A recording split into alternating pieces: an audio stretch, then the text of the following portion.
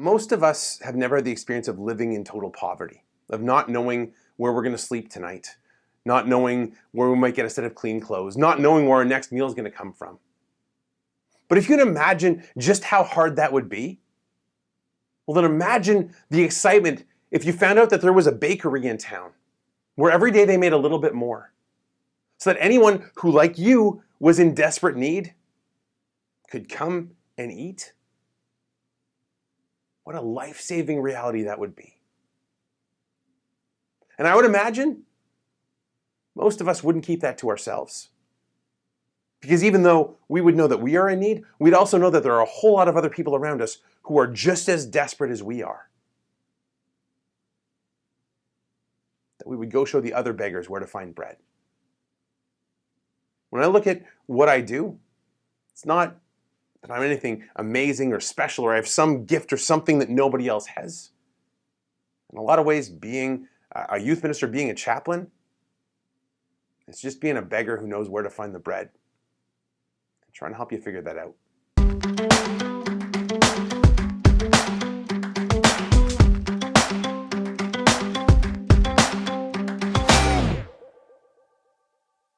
A lot of you know that I serve as chaplain to Evergreen Catholic Schools, which means that I have the privilege of visiting students from grade 4 to grade 12 in 5 different communities in 10 schools.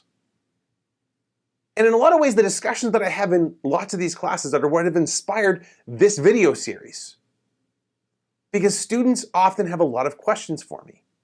Some students are willing to ask me questions right on the spot. Some need a little bit more incentive. Some need the chance to ask me anonymously and write stuff down. And from time to time, they look up at me and they say, Mike, why do you do what you do? And maybe it's partly curiosity. Maybe it's partly because they know that I'm bringing a message that not everybody wants to hear. And really, I would say there are 3 answers to that question. Why am I a chaplain?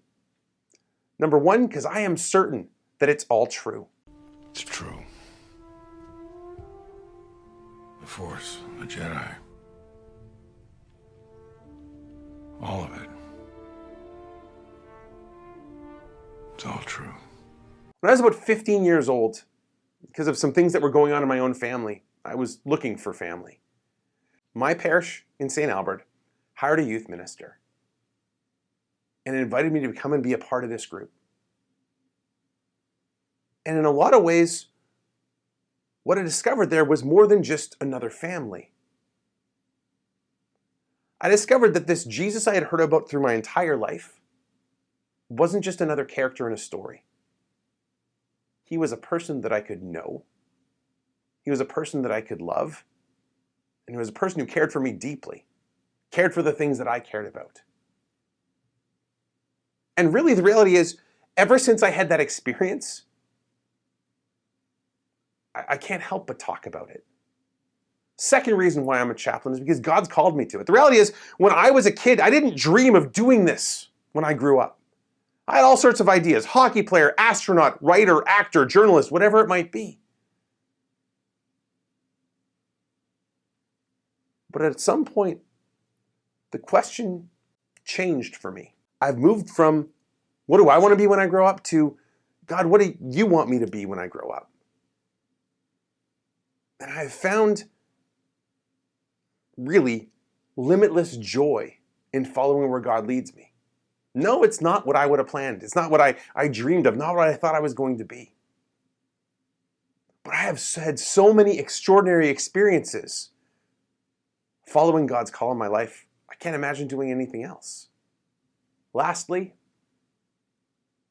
the reason why I do this is because of all of you.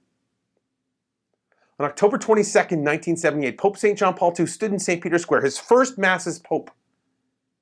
And at the end of the Mass, he looked to the young people who were in St. Peter's Square with him. And he said, "You are the hope of the church and of the world. You are my hope." I can think of no better reason to spend the time that I do in your classrooms, recording these videos, praying for you, than that. In the fall of 2009, I wrote a letter to my youth group,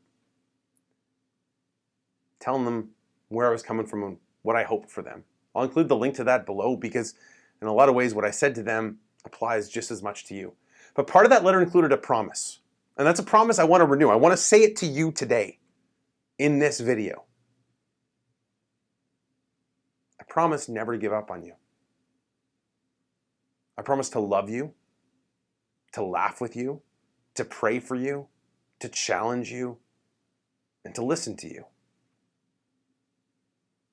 I want to share Jesus with you in as many ways as I can, in hopes that you can discover some of what I've found. This life-changing discovery. The bread. That God is real. That Jesus loves you and died for you. That you have a place in his church.